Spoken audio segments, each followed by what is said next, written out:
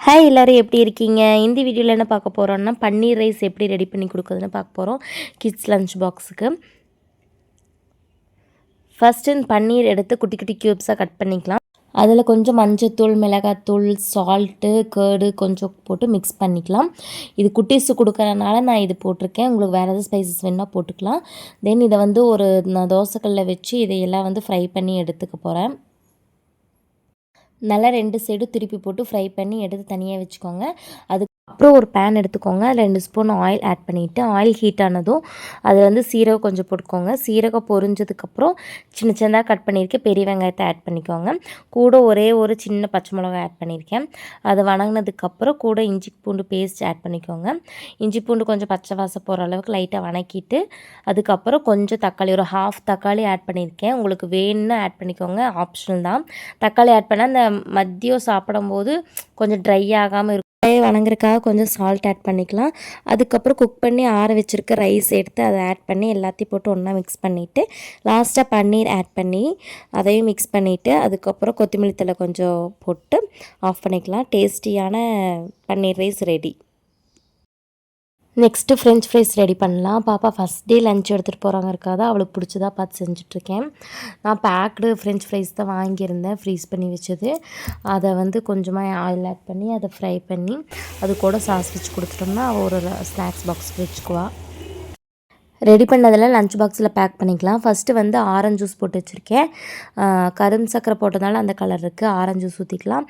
அதுக்கப்புறம் வாட்டர் பாட்டிலில் water fill பண்ணிவிட்டு ஒரு ஸ்நாக்ஸ் பாக்ஸ் நம்ம ஃப்ரை பண்ணி வச்சுருந்தோம்ல அந்த ஃப்ரெஞ்ச் ஃப்ரைஸ் ஆட் பண்ணிவிட்டு இன்னொரு ஸ்நாக்ஸ் பாக்ஸுக்கு ஆப்பிள் வச்சுருக்கேன்.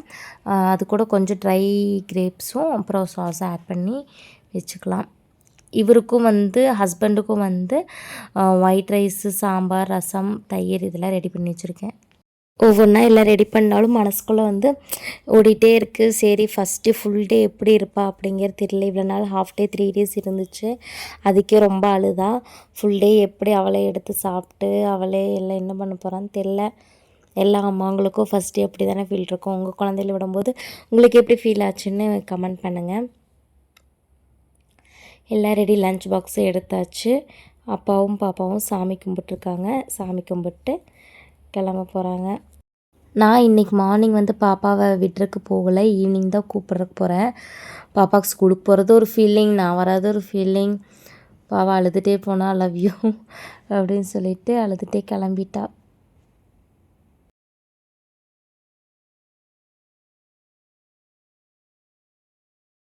கொஞ்சம் கஷ்டமாக தான் இருந்துச்சு. அதுக்கப்புறம் சரி என்ன பண்ணுறது அப்படின்ட்டு அவங்களும் கிளம்பிட்டாங்க.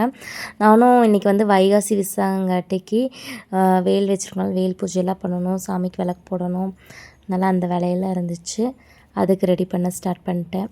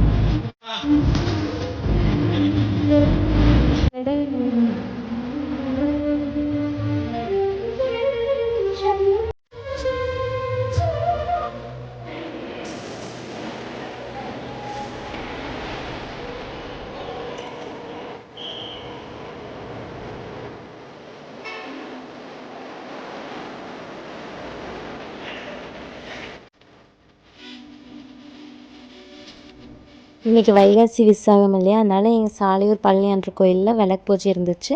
அதுக்காக நானும் பாப்பா அவர் 3 பேர் ரெடியாகி வந்திருந்தோம். எங்கள் அண்ணியும் வந்திருந்தாங்க. விளக்கு பூஜையெல்லாம் முடிச்சுட்டு சூப்பராக சாமி கும்பிட்டு சாப்பிட்டு வீட்டுக்கு கிளம்பியாச்சு.